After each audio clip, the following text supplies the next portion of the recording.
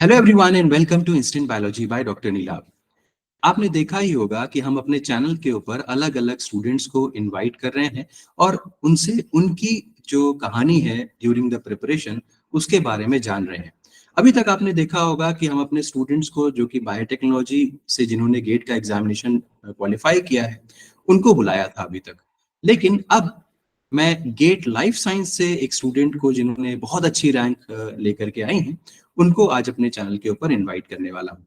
ना कि gate life science में, जबकि इन्होंने गेट बायोटेक्नोलॉजी भी क्वालिफाई किया है, बट गेट बायोटेक्नोलॉजी की रैंक थोड़ी सी पीछे है। इसीलिए लाइफ साइंस के जरिए ये ज्यादातर जगह पे अप्लाई करने जा रही हैं।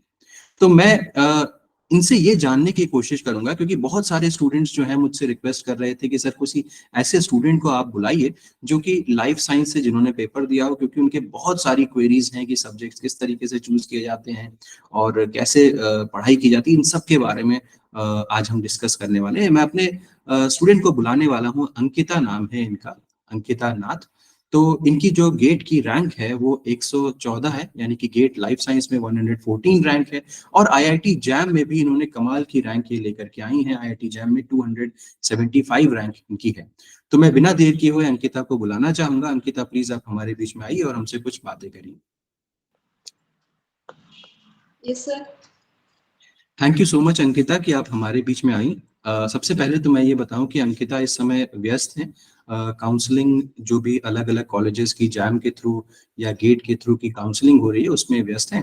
और इनको कल आईआईएससी बैंगलोर के लिए जाना है, इनका इंटरव्यू है। उसके बावजूद भी इन्होंने शॉर्ट नोटिस पे हमने इनसे रिक्वेस्ट की और ये समय निकाल पाई। इसके लिए समाधान लाइफ साइंसेज की और जितने भी स्टूडेंट्स इनको सुन रहे होंगे उनकी तरफ से बहुत बहुत थैंक यू, क्योंकि आज इन्होंने इतना समय निकाला हमसे बात करने के लिए। तो अंकिता, सबसे पहले तो हमें ये बताइए, आपकी अपने आप को इंट्रोड्यूस करिए कि आपकी पढ़ाई वगैरह, एकेडमिक बैकग्राउंड कैसा था, कहाँ से आपने पढ़ाई की है। Okay, sir. So, hello everybody. My name is Ankita Nath, and I have done my graduation in BSc Biotechnology Honors from Gurucharan College, Silchar, Assam. Okay, तो आपने बीएससी बायोटेक्नोलॉजी की पढ़ाई की है और सिलचर आसाम से। तो मुझे थोड़ा सा ये बताइए कि आपको गेट के एग्जामिनेशन और आईआईटी जैम के बारे में कब पता चला था? क्या आपको शुरू से ही आइडिया था बीएससी में एडमिशन के साथ ही कि हमें हायर स्टडीज में इंडियन एग्जामिनेशन को टारगेट करना है, या बहुत बाद में जाके पता चला? Okay sir. सो गेट के बारे में मुझे मतलब पहले से पता था कि ऐसा एक एंट्रेंस एग्जाम होता है, बट आई थॉट कि ये बस जो इंजीनियरिंग बैकग्राउंड के स्टूडेंट्स है उनके लिए ही बस है। आई डिडंट नो कि BSc students are also eligible for this. So it is only like last year when I was in the final semester of my graduation कि मुझे पता चला कि ओके हम भी दे सकते हैं वो। बट तब ऑलरेडी रिजल्ट्स तब ऑलरेडी डिक्लेयर हो चुके थे गेट के, तो तब तो मैं नहीं दे पाई। सो आई थॉट कि चलो इस बार दे देते। और एंड वैसे भी मतलब मुझे आईआईटी जेम देना था, तो वो दोनों लगभग सेम टाइम में ही होते थे, तो मैंने सोचा कि फिर चलो दे देते। बहुत बहुत अच्छी बात और बहुत इंपॉर्टेंट बात अंकिता ने यहाँ पे बताई है। आप सभी स्टूडेंट्स जो बीएससी के हैं उनको यहाँ पे ये पॉइंट क्लियर करना चाहता हूँ कि भले ही आपको ये लग रहा होगा कि गेट का एग्जामिनेशन इंजीनियरिंग के स्टूडेंट्स के लिए है, बट ऐसा नहीं है। अगर आप बीएससी के स्टूडेंट भी हैं और आप गेट के एग्जाम को क्वालिफाई कर लेते हैं तो वो आगे जाकर के बहुत ज्यादा बेनिफिशियल होने वाला है। क्योंकि अगर आपने गेट में अच्छी रैंक लेकर के आए और आप एमएससी ज्वाइन कर लेते हैं कहीं पे, तब भी आपका गेट का स्कोर 3 साल के लिए वैलिड रहेगा। आप आगे जाकर के उसको पीएचडी के लिए इस्तेमाल कर सकते हैं। जैसे मैंने एक और इंटरव्यू में इससे पहले त्रिशांत का इंटरव्यू लिया था, उसमें भी उन्होंने ये बात बिल्कुल अच्छे तरीके से कही थी। वही चीज अंकिता भी यहाँ पे ये बात बोल रही हैं कि बीएससी के स्टूडेंट्स को बिल्कुल देना चाहिए। अंकिता, एक बात बताइए, बहुत सारे स्टूडेंट्स ना बहुत पजल्ड रहते हैं कि जैम में तैयारी अलग तरीके से होनी चाहिए, गेट में तैयारी अलग तरीके से होनी चाहिए। क्या सच में ऐसा होता है? आपको नहीं लगता कि ये सारे एग्जाम्स का जो सिलेबस होता है वो लगभग लगभग तो सेम होता है? तो अगर किसी स्टूडेंट ने अच्छी तैयारी की है तो इसका रिजल्ट सभी में अच्छा आना चाहिए, isn't it? Yes sir. तो अगर आप जेम के लिए तैयारी कर रहे हो तो बेसिकली जेम एंड गेट के जो सिलेबस होते हैं वो पूरा सेम होते हैं, ऑलमोस्ट सेम ही होते हैं। स्पेशली गेट लाइफ साइंस के बारे में बोल रही हूँ, तो वो दोनों के सिलेबस ऑलमोस्ट सेम रहते हैं। सो मैंने तो बस वो जेम की जो सिलेबस थी उसको ही मैंने पूरा प्रिपेयर किया था, एंड उसी से दोनों उसी का से निकल गया। बहुत बहुत इंपॉर्टेंट बात है कि अगर आपने किसी एक सब्जेक्ट, एक ही टॉपिक या एक ही एग्जामिनेशन के सिलेबस को फॉलो किया है और अच्छे से पढ़ाई की है, तो आप बहुत सारे एग्जामिनेशन उसी से निकाल सकते हो। थोड़ा सा मुझे अंकिता एक बात बता सकती हैं कि कितना अलग है, जैसे कि अगर आप जैम के बारे में बोलें तो जैम में बायोटेक्नोलॉजी के अलावा और क्या क्या पूछा जाता है? ओके सर, तो जेम में बेसिकली 4 सब्जेक्ट्स होते हैं, बायोलॉजी में स्पेशली बायोलॉजी और मैथ्स, केमिस्ट्री और फिजिक्स होते हैं। बट उसमें से बायोलॉजी मतलब बायोलॉजी से मैक्सिमम क्वेश्चंस पूछे जाते हैं एंड फिजिक्स एंड मैथ्स इतना नहीं पूछा जाता है बट कुछ-कुछ चीजें पूछे जाते हैं। ओके। तो बीइंग अ बीएससी स्टूडेंट, आपने मैथ्स तो अच्छे से पढ़ी नहीं होगी कभी, ऐसा मुझे लगता है। तो आपने कैसे मैनेज किया मैथ को भी और फिजिक्स को भी, और गेट में तो केमिस्ट्री भी आती है, तो इतना सारा वैरायटी आपने किस तरीके से मैनेज किया, कैसे टाइम निकाला, थोड़ा उसके बारे में बताइए। वेल सर, मैथ्स मेरा हायर सेकेंडरी में भी मैथ्स मेरा नहीं था, मतलब मैंने मैथ्स नहीं लिया था। ओ गॉड, सो तो बहुत समय से आपने मैथ्स छुआ ही नहीं होगा। बहुत टाइम हो गया था मैं मुझे मैथ्स छोड़े हुए एंड फिजिक्स में भी मैं मतलब उतनी अच्छी नहीं हूँ। I don't like physics that much, बस ऊपर ऊपर से जितना होता था मैं उतने ही करती थी। एंड लेकिन अभी अगर आपको रैंक चाहिए तो you need to cover 4 subjects और 4 टॉपिक्स इक्वली। बस क्वालिफाई करना है तो ठीक है, आप छोड़ सकते हो, स्किप कर सकते हो, बट अगर आपको एक रैंक चाहिए होता है तो आपको सब ऑलमोस्ट कवर करना पड़ता है। सो इसके लिए तो मैंने सोचा था अभी तो करना पड़ेगा, अभी अगर रैंक लाना है तो करना ही पड़ेगा। सो Yes. Like most of the times और मैं बायोलॉजी और केमिस्ट्री को देती थी, बट फिर भी इसमें से भी टाइम निकाल के जितना मेरे से हो सकता था यूट्यूब की हेल्प से एंड बाकी जो एनसीईआरटी और बेसिक जो होते थे तो उसमें से मैंने अपना केमिस्ट मैथ्स एंड फिजिक्स भी मैंने निकाला है इसमें से। ओके, ये बहुत एक इम्पोर्टेंट बात है। इन्होंने ये साफ एक एक दो चीजें बहुत इंपॉर्टेंट कही कि बायोलॉजी के ऊपर इन्होंने फोकस किया, कि बायोलॉजी तो इनको चाहिए ही चाहिए, उसमें तो नंबर अच्छा होना चाहिए, लेकिन मैथ और फिजिक्स जितना भी इनसे बन सका, बिकॉज इनको अच्छा नहीं लगता था, जैसे और भी बीएससी के स्टूडेंट को नहीं अच्छा लगता होगा।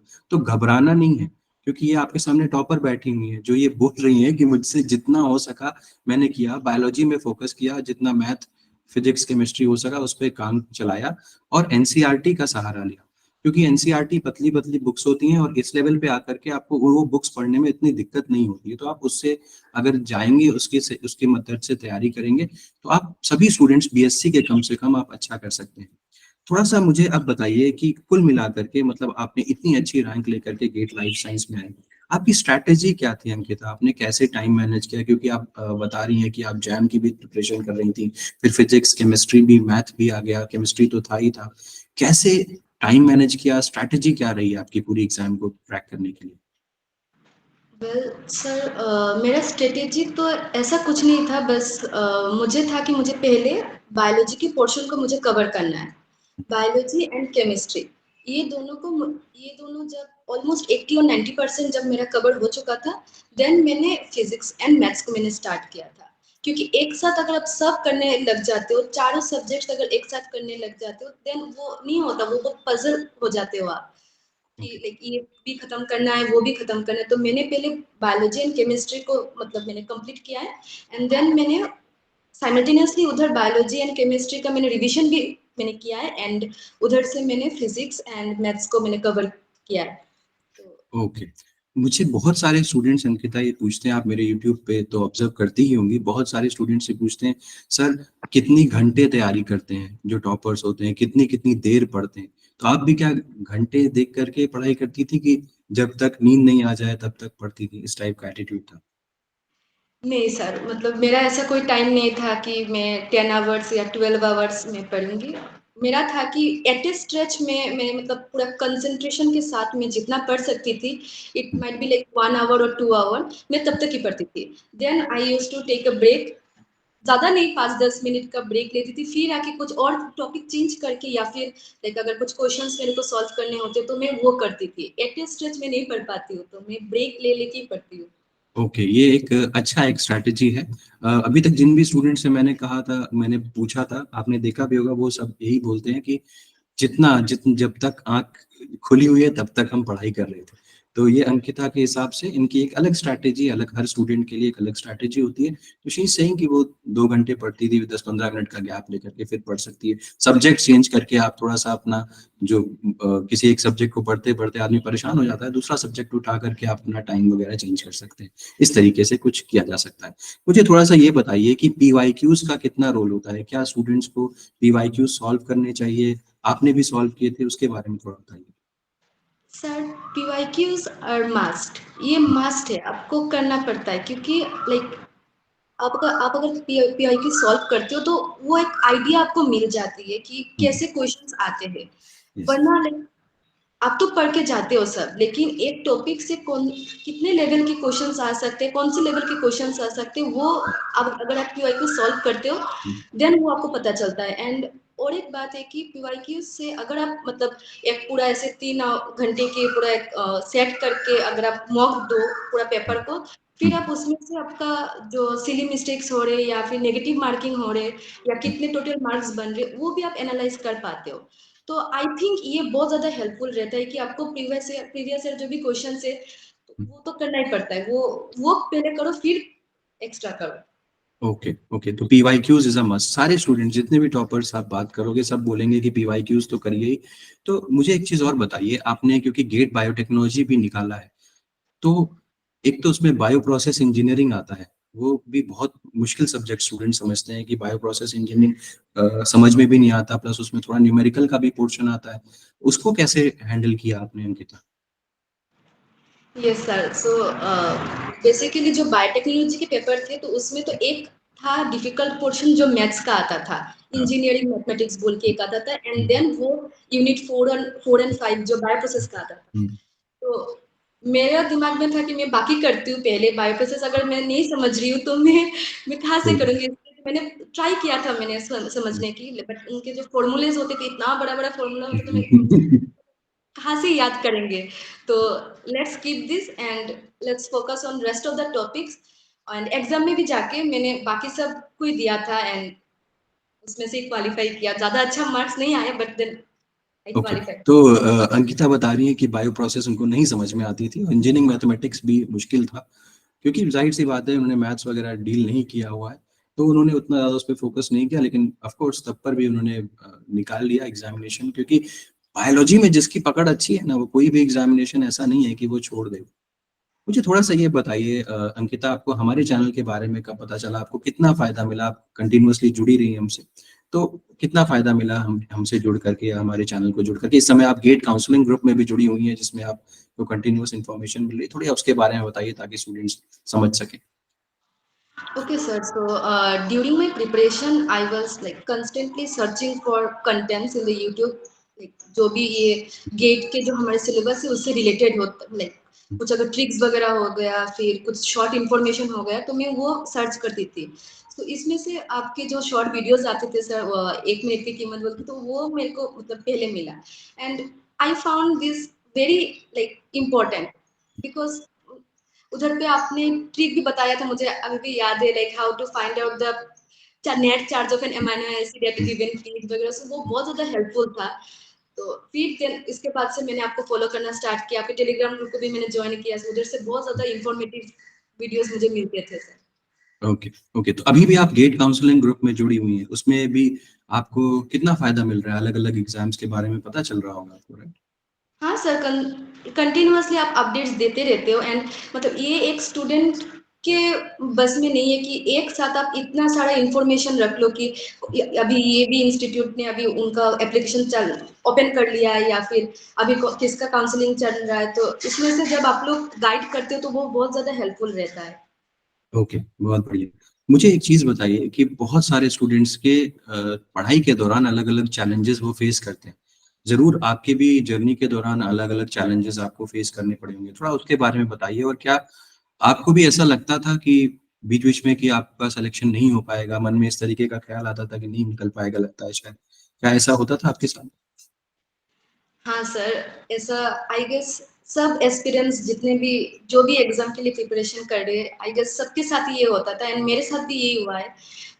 एक जो चैलेंज मैं ज्यादा बोलूंगी आई हैव फेस्ड वो था lack of self confidence, like by saying this I don't mean कि आपके अंदर वो स्पिरिट होना चाहिए कि यार मैं ही एयर वन लाऊंगा या लाऊंगी, मैं ही टॉप करूंगी, ऐसा नहीं। बट वो एक चीज होना चाहिए कि मैंने पढ़ाई किया है, मैंने सिंसियरली पढ़ाई किया है, I will give my best, जितना हो सकता है मैं अच्छे से दूंगी, रेस्ट देख लेंगे। तो वो एक कॉन्फिडेंस होना चाहिए आई थिंक, जो मतलब मेरे अंदर उतना नहीं था तब। सो आई यूज टू थिंक कि कभी कभी ऐसे बहुत ज्यादा लाइक डिमोटिवेटेड भी होती थी कि होगा या नहीं होगा, क्या करे अभी, जब भी कभी लाइक कोई क्वेश्चन सॉल्व नहीं हो रहे मेरे से, तो वैसा लगता था कभी निकाल भी पाऊंगी या नहीं।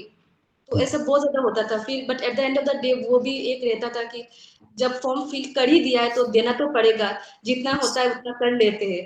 तो फिर यस, ऐसे करके ये सारे के सारे जितने भी एस्पायरेंट्स हैं, सही कहा अंकिता ने। मैंने जितने भी अभी इंटरव्यूज लिए हैं अपने स्टूडेंट्स के, वो सभी एक ही बात बोलते हैं कि हमें हर रोज यही लगता था कि शायद नहीं हो पाएगा। तो आप ये ना सोचिए, क्योंकि आप भी तैयारी करेंगे आगे जा करके, तो आप ये ना सोचिए कि हमारे साथ ही ऐसा होगा। ऐसा नहीं है। जो टॉपर है उनके साथ भी ऐसे सेम दिक्कत होती है, रोज सोचते हैं कि शायद नहीं हो पाएगा, रोज इसी ख्याल से अपने आप को बाहर निकालते हैं, लड़ते हैं, कंटिन्यूअस प्रिपरेशन करते हैं, जितना भी हो सकता है अपना बेस्ट पर डे देने की कोशिश करिए। यही अंकिता भी बोल रही है। मुझे थोड़ा सा ये बताइए, बहुत सारे स्टूडेंट्स जो हैं वो रोज नया पढ़ने की कोशिश करते हैं कि हम आज ये टॉपिक पढ़ लेते, आज ये टॉपिक पढ़ लेते, और मैंने जितना ऑब्जर्व किया है कि वो रिवीजन के ऊपर उतना ध्यान नहीं देते हैं। आपने रिवीजन को कैसे लिया, और आपके रिवीजन की स्ट्रैटेजी क्या थी? कैसे रिवाइज करती थी? पर डे रिवाइज करती थी कि किसी टॉपिक को पढ़ा फिर बाद में उसको रिवाइज किया, या सैटरडे संडे कुछ लोग देखते हैं कि मैं जिस दिन सैटरडे संडे उस दिन रिवाइज करूंगा, आपका क्या स्ट्रैटेजी था इस पे? तो मेरा स्ट्रेटेजी क्या था, मतलब मैंने जो भी आज पढ़ाई किया है, मैं कल वो रिवाइज करूंगी। मैं वो करूंगी नहीं, क्योंकि अगर आप 5 टॉपिक्स भी आप पढ़ रहे हो एंड उसमें से अगर आपने 3 टॉपिक्स बहुत अच्छे से किया है, उसमें से लाइक वो सब सारे टॉपिक्स आपने रिवाइज भी किया है अच्छे से, देन वो अच्छे से आ जाएंगे। उस उन 3 टॉपिक में से आपको कोई भी लाइक क्वेश्चन आपको छोड़ना नहीं पड़ेगा। लेकिन आपने सब पढ़ लिया, आप डेली सब कुछ नया पढ़ रहे हो, लेकिन जो पहले आपका करा हुआ है वो आप रिवाइज नहीं कर रहे हो, देन ये कोई फायदा नहीं होता। तो आई थिंक कि रिवीजन साथ में कंटिन्यूअसली होना चाहिए। ऐसा नहीं होता कि मैं एक बार सब पढ़ लेता हूँ या पढ़ लेती हूँ फिर लास्ट में जाके मैं रिवाइज करूंगी, तो ऐसा नहीं होता, ऐसा रिवीजन नहीं होता। तब तक तो आप भूल ही चुके होंगे जो आपने पहले पढ़ा हुआ था। तो रिवीजन साइमल्टेनियसली आपको करना पड़ता था। ओके, मतलब पर डे या जो भी पढ़ा आज उसको कल रिवाइज करना ही करना पड़ेगा, अदरवाइज आप जरूर भूल जाएंगे। कंटेंट ही इतना ज्यादा है, क्या करिएगा। मुझे एक चीज और बताइए कि बहुत सारे स्टूडेंट्स जो लाइफ साइंस से एग्जामिनेशन देते हैं, उनके दिमाग में एक क्वेश्चन रहता है कि आखिर हम सब्जेक्ट्स कैसे चूज करें, क्योंकि एक केमिस्ट्री तो देना ही देना है। आपने उसके बारे में बताया भी कि आपको फिजिक्स और मैथ्स तो अच्छा नहीं लगता था, केमिस्ट्री थोड़ा बहुत अच्छा लगता भी था, आपने एनसीईआरटी से उसकी प्रिपरेशन की। मुझे थोड़ा सा ये बताइए कि बाकी जो सब्जेक्ट्स हैं उनको चूज करने, कैसे चूज कर सकते हैं सब्जेक्ट्स? जो स्टूडेंट्स आगे 2025 में गेट एक्सेल देंगे, क्या उनको ध्यान रखना चाहिए एक प्रॉपर सब्जेक्ट चूज करने के लिए? जैसे बायोकेमिस्ट्री, माइक्रोबायोलॉजी, या फूड टेक, या जोलॉजी, या बॉटनी, इनमें से कैसे सब्जेक्ट्स को चूज किया जाए? ओके सर, सो मतलब मेरे अकॉर्डिंगली जो बायोटेक्नोलॉजी बैकग्राउंड के स्टूडेंट्स है या फिर जूलॉजी की भी है, हम्म, वो लोग अपना प्रेफरेंस ऐसे रख सकते हैं कि पहले आप बायोकेमिस्ट्री चूज करिए, क्योंकि बायोकेमिस्ट्री के जो सिलेबस होते हैं वो मतलब ऑलमोस्ट सब सेम ही होते हैं, आपने ऑलरेडी पढ़ चुके हैं आप लोग वो, तो वो बहुत ज्यादा इजी हो जाता है तब। तो बायोकेमिस्ट्री एक तो है, एंड देन जूलॉजी। जूलॉजी तो ये दोनों अच्छा होता है। फिर अगर आप दूसरे बैकग्राउंड के हो, जैसे कि आप बोटनी के हो या फिर माइक्रोबायोलॉजी, देन आप accordingly microbiology and biochemistry, botany and micro biochemistry आप ऐसे चूज कर सकते हो। लेकिन बायोकेमिस्ट्री आई थिंक लाइक बहुत ज्यादा मतलब इजी होता है, स्कोरिंग होता है बहुत ज्यादा वो। ओके। मुझे बताइए, आपने कौन से सब्जेक्ट्स चूज किए थे एग्जाम के टाइम पे? तो मैंने बायोकेमिस्ट्री चूज किया था एंड देन जूलॉजी किया था। ऑल्दो मतलब जूलॉजी में जो मतलब कुछ एक दो क्वेश्चंस एकदम कोर जूलॉजी के थे, तो वो मैंने अटेम्प्ट नहीं किया था, लेकिन इनको छोड़ के बाकी मैंने अटेम्प्ट किया था। तो मैंने ओके। बायोकेमिस्ट्री और जूलॉजी को। अच्छा, मैं बहुत सारे स्टूडेंट्स से सुनता हूँ, जो लोग एक्सेल की पढ़ाई एग्जाम देने जाते हैं, वो ये कहते हैं कि सर हम तो पढ़ के ये गए थे और एग्जाम दूसरे का दे आए, क्योंकि हमें अपना जो पढ़ के गए थे वो पेपर ही नहीं आता था ज्यादा अच्छे से, और दूसरा वाला पेपर ज्यादा अच्छे से आता था। तो ऐसा भी करते हैं क्या स्टूडेंट्स की, हम पढ़ के गए थे बायोकेमिस्ट्री और माइक्रोबायोलॉजी और दे आए बायोकेमिस्ट्री और जूलॉजी? ऐसा भी किया जा सकता है गेट एक्सेल में बहुत स्टूडेंट्स को कंफ्यूजन होता है, उनको लगता है कि जो हमने पहले से सोचा हुआ है या फॉर्म भरते टाइम हमें उसमें टिक करना पड़ता है, ऐसा होता है क्या कुछ? हाँ सर, अगर आप एग्जाम हॉल में जाके अगर आपको लगा कि आपने जो पेपर चूज किया है आपको वो अच्छे से नहीं आ रहा है एंड इन कंपैरिजन मतलब बोटनी या फिर और दूसरा पेपर वो इजी आ रहा है तो आप तब चेंज कर सकते हो। ऐसा कुछ कोई नहीं है कि आपको पहले से वो रखना पड़ेगा, आप चेंज कर सकते हो अगर आपको लग रहा है कि वो पेपर इजी आ रहा है तो।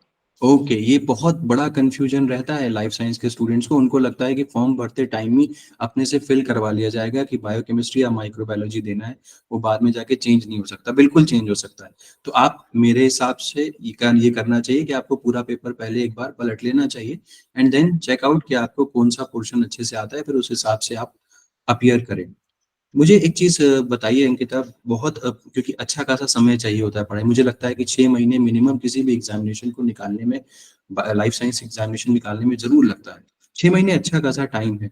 आपने अपने आप को किस तरीके से बाकी डेविएशन से दूर रखा था? एक बहुत बड़ा डेविएशन जो कम से कम मेरे लिए भी है, मोबाइल। बार-बार हर थोड़ी-थोड़ी देर पे मोबाइल चेक कर लेना। खैर मेरी तो लाइफ में ही है क्योंकि इतने सारे स्टूडेंट्स के कंटीन्यूअस मैसेजेस आते रहते हैं, उसको तो मैं नहीं अवॉइड कर सकता। लेकिन एज़ अ स्टूडेंट आपने कैसे डेविएशंस को, कैसे डिस्ट्रैक्शंस को कैसे टैकल किया? हाँ सर, सो डेविएशन मतलब मेरे भी प्रिपरेशन के जो इनिशियल डेज में मतलब आई ऑल्सो फील डिस्ट्रैक्टेड कि ऐसा नहीं कि मैं पूरा 24/7 में मोबाइल में रहती थी, ऐसा नहीं, बट मेरे को ऐसा लगता था कि जो भी टाइम मैं दे रही हूँ लाइक ऐसे ही स्क्रॉल करने में या फिर कुछ भी ऐसे देखने में, मेरे को लग रहा था कि अगर वो टाइम मैं खुद को दूँ वो सोचने में कि यार आज मैंने क्या पढ़ा या फिर कल मैंने क्या पढ़ा था मुझे याद है कि नहीं, अगर वो मैं मतलब अपने दिमाग में वो चीज़ रिवाइज़ करूँ तो वो अच्छा रहता है। तो अगर आपको एक बार वो चीज़ आपको हिट कर जाती है कि नहीं यार फालतू में मोबाइल आपका टाइम वेस्ट करवा रहा है and it's not the right time.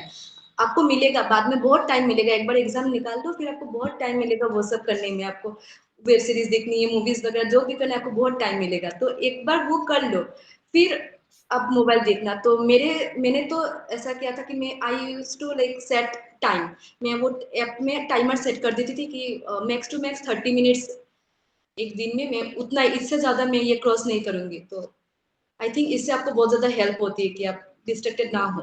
ये बड़ी अच्छी बात इन्होंने बताई कि मोबाइल में इस तरीके का ऐप आप इंस्टॉल कर सकते हैं। मैंने भी देखा है कि स्टूडेंट्स मोबाइल में ऐप इंस्टॉल कर लेते हैं जिसमें कि मोबाइल यूजिंग का टाइम आपको पता चल जाता है।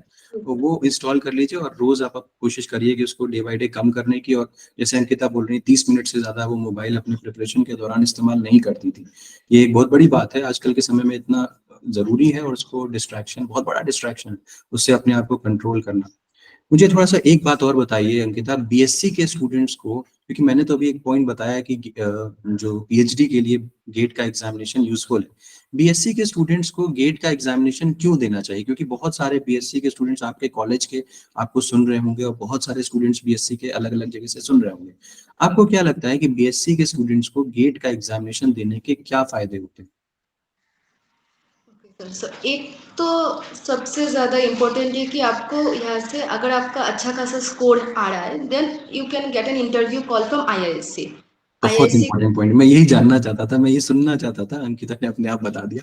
आईआईएससी का एक प्रोग्राम है। अच्छा अंकिता, ये उसके बारे में बताएंगी, बताइए। तो आईआईएससी का जो एमएससी लाइफ साइंस प्रोग्राम होता है तो वो बोथ जैम एंड गेट के स्कोर के बेसिस पे आपको बुलाते हैं।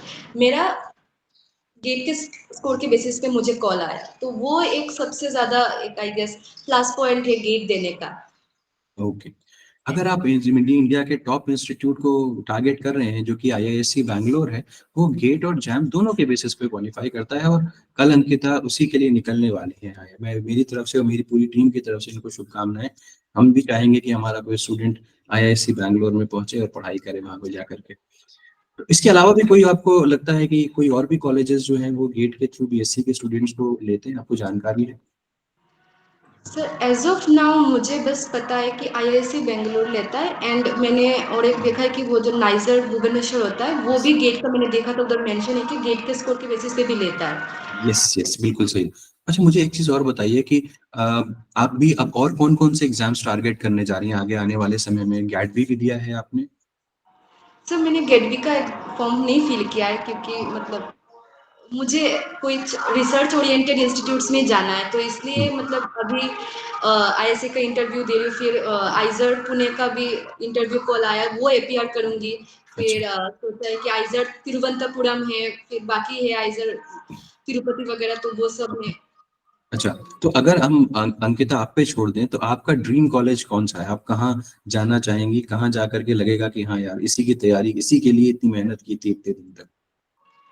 ओके सर, सो मुझे बेसिकली इंटीग्रेटेड पीएचडी परस्यू करना है एक साथ, तो उसके लिए I am aiming for आइजर Pune. अगर उधर हो जाता है तो बहुत अच्छा है, या फिर आईआईसी भी चलेगा, आईआईसी भी तो बहुत अच्छा है, आईआईसी भी हो जाएगा, बट अभी ठीक है, ट्राई कर रही हूँ आइजर पुणे के लिए सर। बिल्कुल। आईआईएससी में ईश्वर करे आपको आईआईएससी पुणे और आईआईएससी बैंगलोर दोनों में ही सिलेक्शन हो जाए और फिर आप चूज करें कि हमें कहाँ जाना है।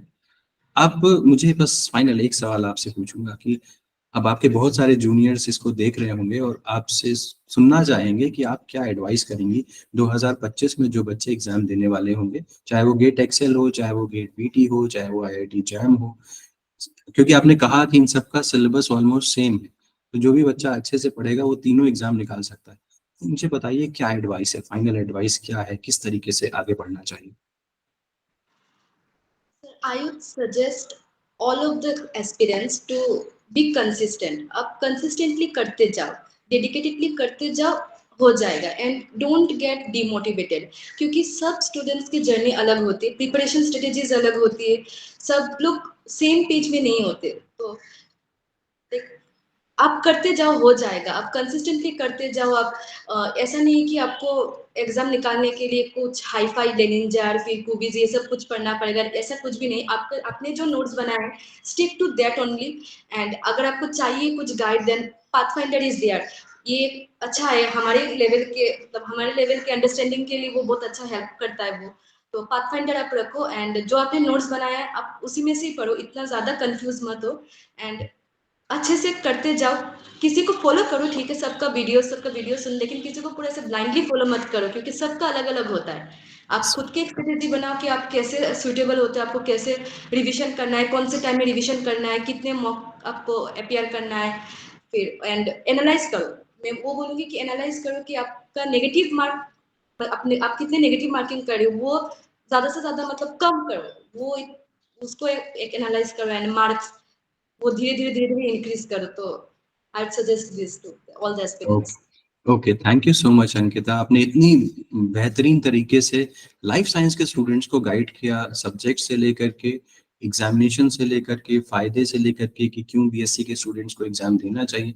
बहुत अच्छा लगा आपसे बात करके। मुझे पूरा भरोसा है कि जो भी लोग आपको सुन रहे होंगे, आपके जूनियर्स कहना चाहिए मुझे, और आगे आने वाले टॉपर्स जो 2025 में मिलेंगे, वो जो आपको सुन रहे होंगे उनको जबरदस्त फायदा मिला होगा उससे। इसी के साथ मैं इंटरव्यू एंड करना चाहूँगा और आप सभी लोगों से ये कहना चाहूँगा कि अगर आपको ये वीडियो पसंद आया है तो ज़रूर कमेंट सेक्शन में हमें बताइएगा और लिखिएगा कि आपको इससे क्या सीखने को मिला। हम फिर से आएँगे एक नए स्टूडेंट की जर्नी लेकर के, जिससे आप अगेन मोटिवेट हो सकें, इंस्पायर हो सकें और बहुत कुछ सीख सकें। Thank you so much. Have a good day.